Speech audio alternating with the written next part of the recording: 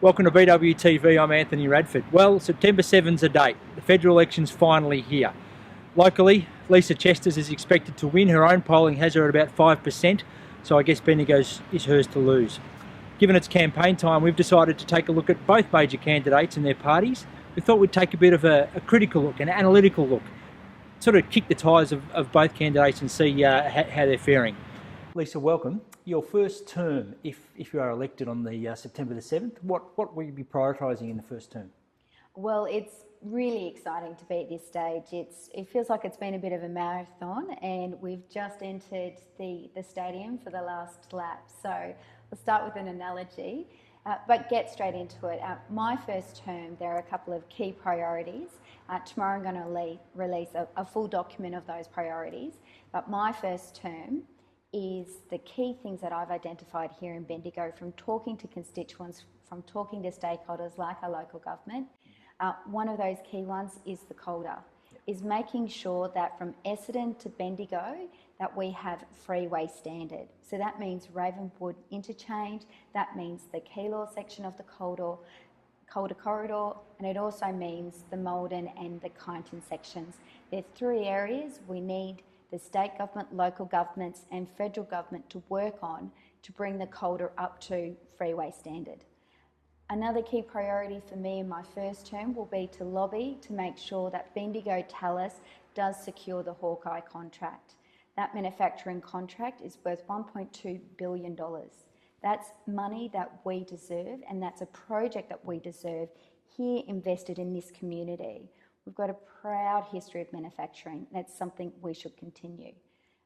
And of course, being Bendigo, we have a great arts culture. We've got a great sporting culture. There are a couple of key major infrastructure projects that need federal government support, and I'll be lobbying hard to see funding come through for those projects. And that includes the Kangaroo Flat Aquatic Centre and also the Bendigo Tennis Centre. Two great projects that will really enhance the sporting experience here in this town. To start off with the COLDA, you talked about the intersection of both the alternate and Fogarty's Gap Road there, the Malden Road. Are you talking about potentially individual, because to bring up to freeway standard, we don't have any intersections. So you're talking about flyovers in each of those intersections, or one linking the two? What sort of detail are you looking at there? And that's where we need Vic Roads and the state government to get involved and to fund the planning. Vic Roads and the state government need to put up the money to get the planning done so that they'll be able to recommend to the federal government the best plan for the COLDA. So whether it's or either of those options, that's how the major infrastructure projects are funded in this country when it comes to major highways. The state government gets the planning done, makes the recommendations to the federal government, and from there we seek the funding. So do you have any indication, any ballpark figure on what sort of cost we're looking at? No, we need the state government to do the planning, to work that out, to work out the costing and put in a recommendation to the federal government.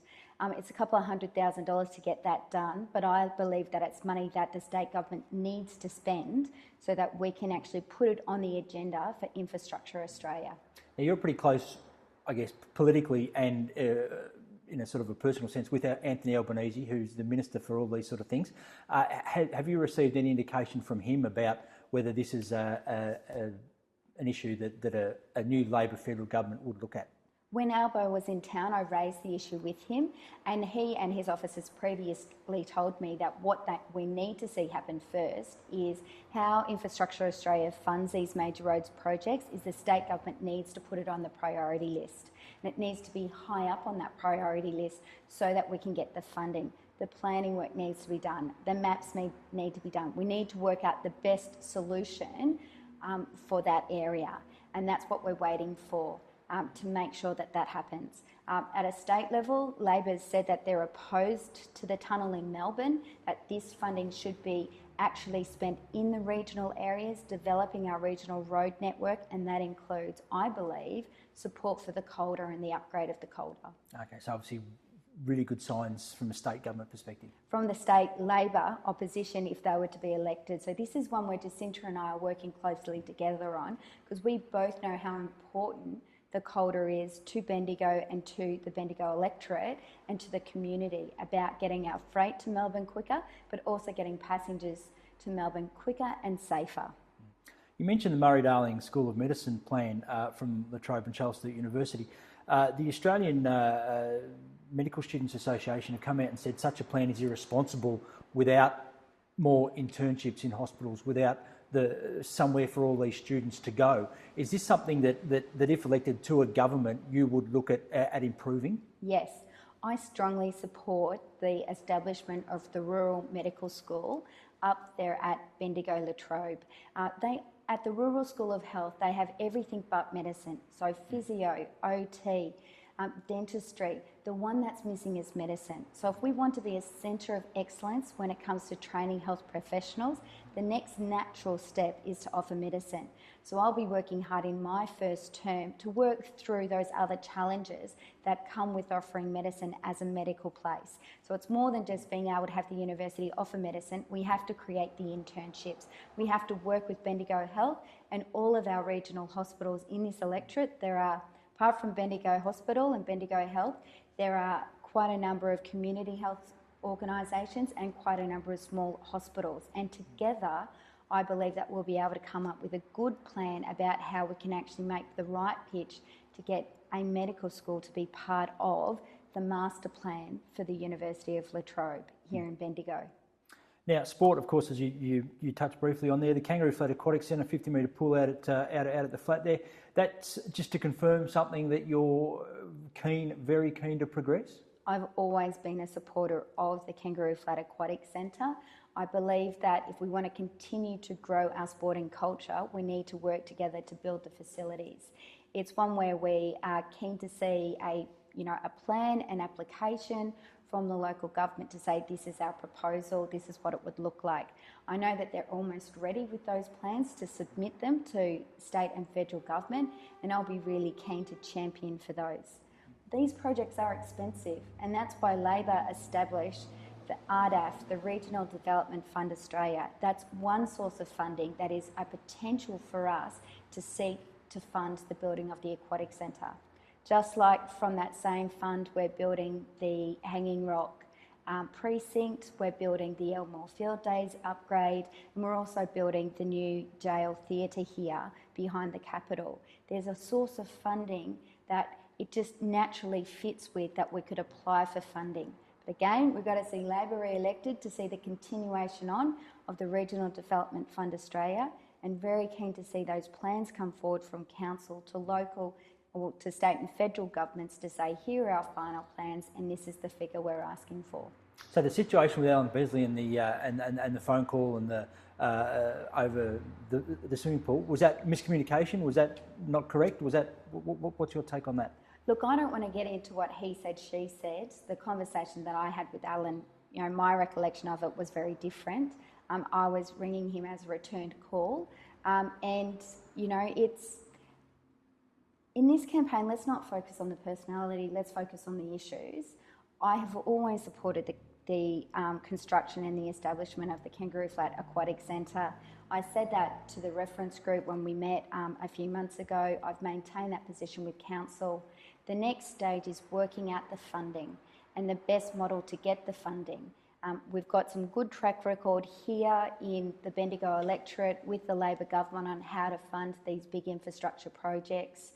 I'd be keen to talk to the council about, if I am elected on September 7th, let's see if we can get RDAF, let's get this up on the agenda for RDAF.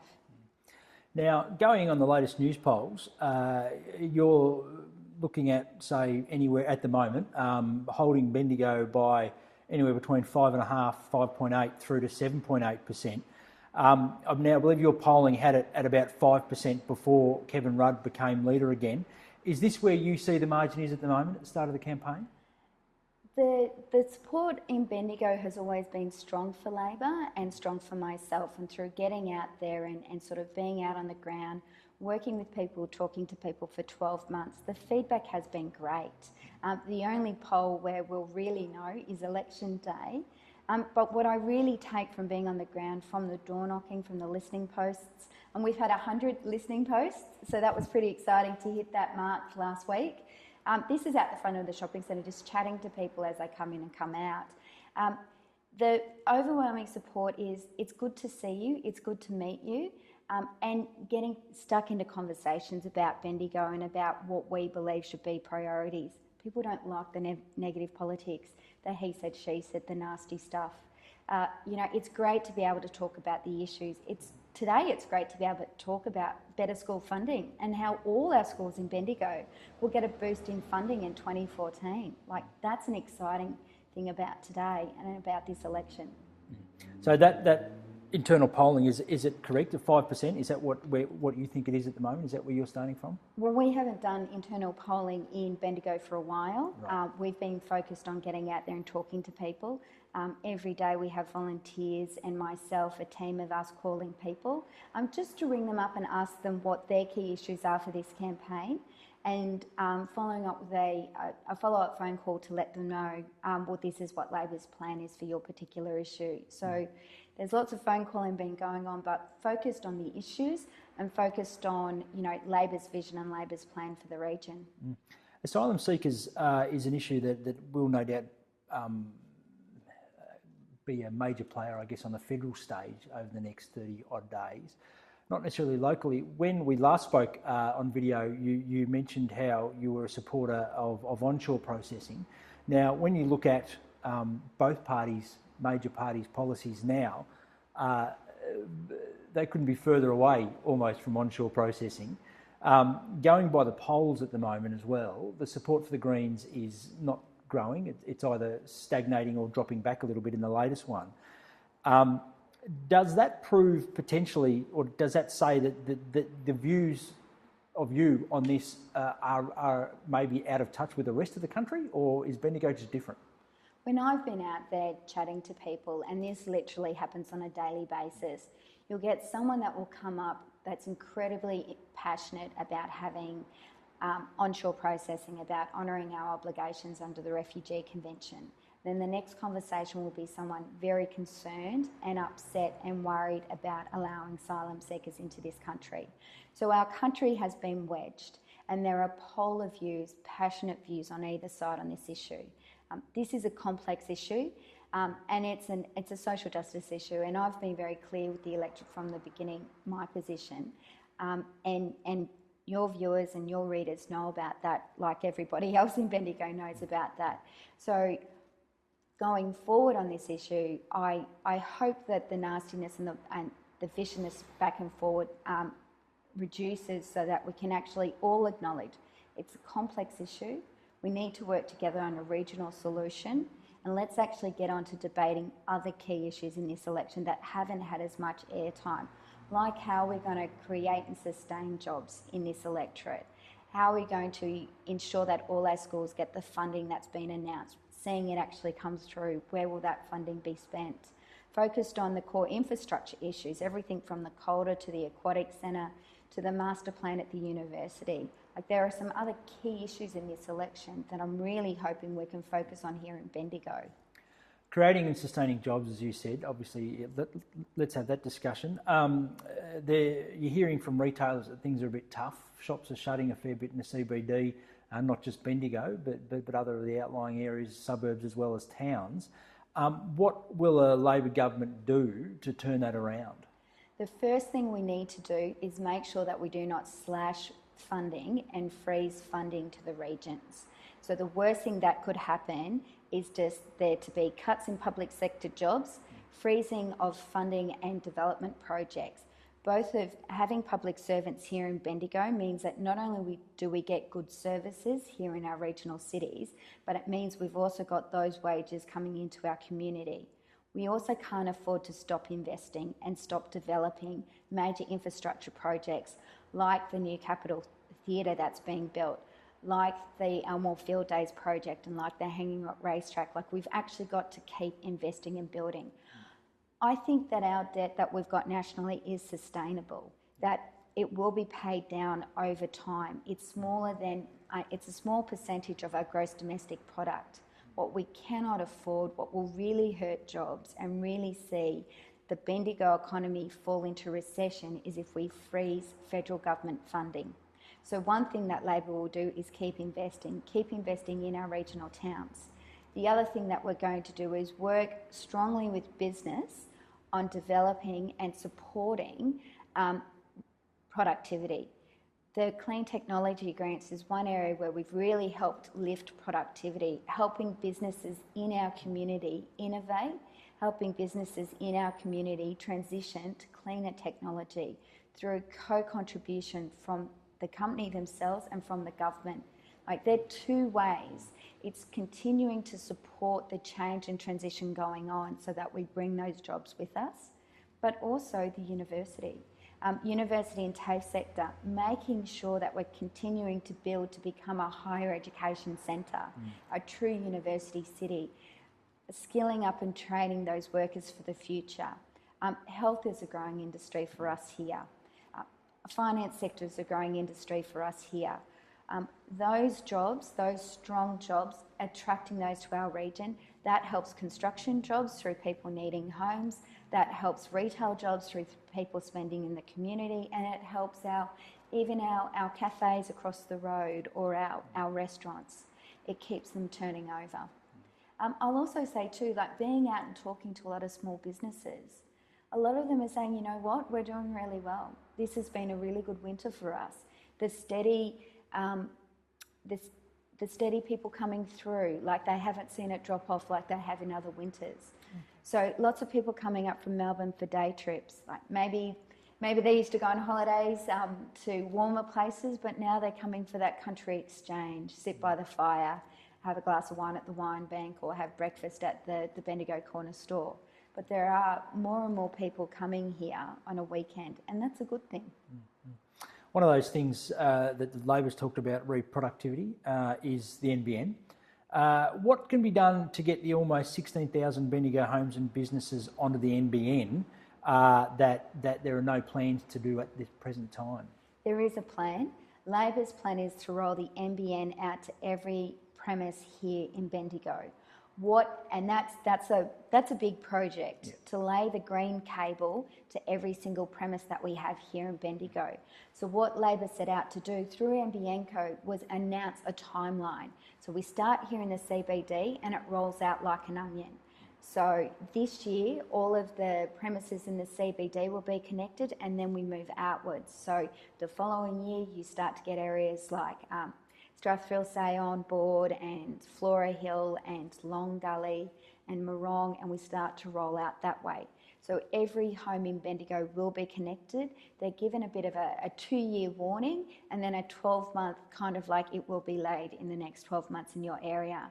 So what I hope to do as the next member is I'll be lobbying really hard to see all the areas of Bendigo bumped up the list so we can get it rolled out quicker across the electorate, so there's not a time lag between when Morong connects and when Epsom connects, making sure that all of our homes and businesses are connected sooner. Strathfield Say being further out than a lot of the areas that aren't on that list yet, and have been given no timeline, I guess is what I'm saying. There might be a plan, but there's been no timeline. Is it a matter of the government having to force Telstra to upgrade the exchanges to get these places like Golden Square, Kangaroo Flat, Epsom, Eagle Hawk upgraded in time? I've been out and received a bit of a tour of the exchanges.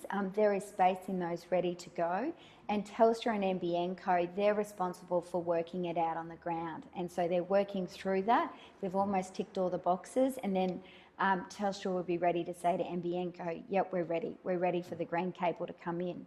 Like, the NBN is going to really help lift our region, not only to connect with Melbourne, but to connect with the world. Like, this will allow businesses to actually move from Melbourne to Bendigo and establish here, because they'll have the upload and download speeds that they need to get their plans out to the world quicker and sooner.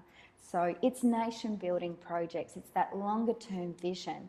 That's what people want from their government do and what should be the priorities for this region. And I'm really keen to get on with that job. Thanks, Lisa. Thank you.